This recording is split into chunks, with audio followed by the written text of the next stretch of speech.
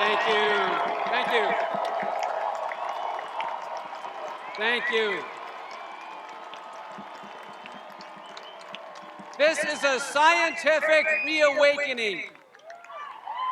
This country has been racked by a virus that's been here for 2 years. And the doctors who stand in front of you early on in the pandemic used all their clinical skills and knowledge and compassionately treated each and every high-risk patient to the best of their ability to prevent 2 bad outcomes: hospitalization and death. And they have demonstrated through the totality of their work, both clinical, research, and from an ecologic perspective, they have demonstrated that the vast majority of hospitalizations and deaths that occurred in this country could have been prevented. What was the shortcoming?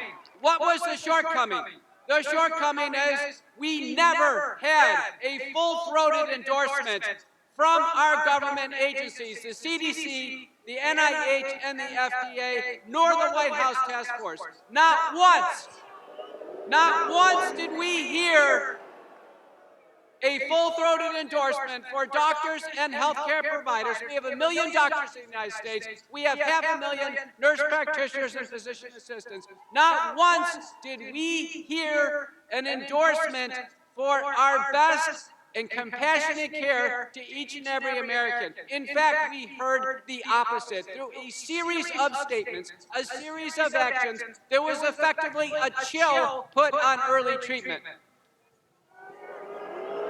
Those efforts that were being put forward by the best doctors in America, those efforts were impeded.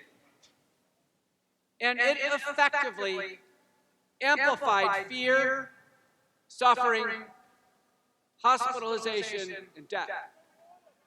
And it affected the most vulnerable people in our society, our seniors, our people of color in this country. They were adversely affected in the most severe and in some cases the most final way. I can tell you, as we sit here today, there are 227,000 papers in the peer-reviewed literature in the National Library of Medicine cited in PubMed. Of those, 94,000 involve the outcomes of hospitalization and death.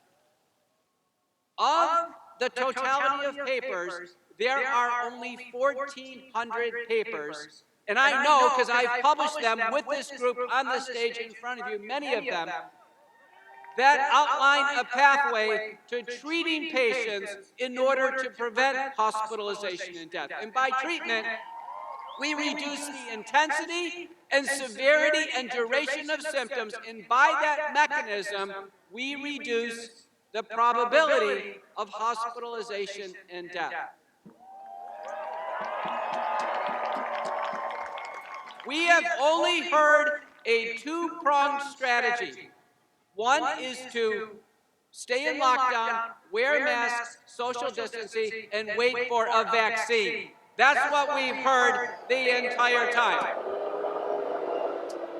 Now, there's not a single person here that is against the broad use of vaccines as we use them in our clinical practice, myself included. But when the vaccines were in development, we knew it was a gamble. I published that it was a gamble. It was a gamble of a lifetime, if not a gamble of all time for humanity. And what you're going to hear today is you're going to hear the careful vetting of the risks and the benefits and the totality of what we are looking at today. And I want to finish with a final thought. And that is, we have three critical circles that all of you are in today. We have a circle of medical freedom. You have the freedom. You, and you alone, have the autonomy over your body.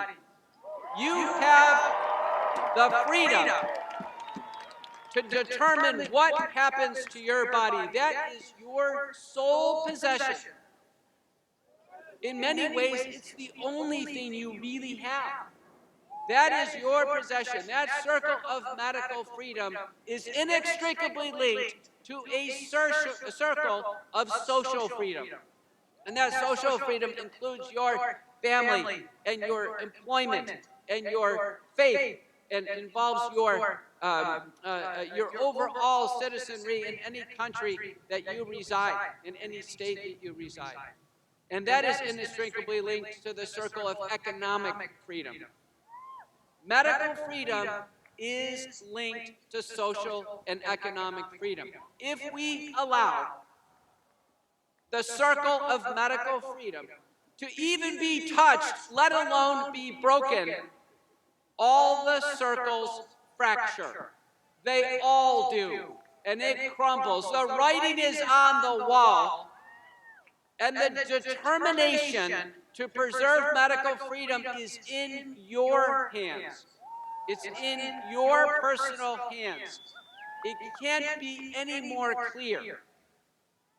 This moment cannot be more decisive. So join me and join these heroic doctors and nurses and others in helping bring America home. Thank you.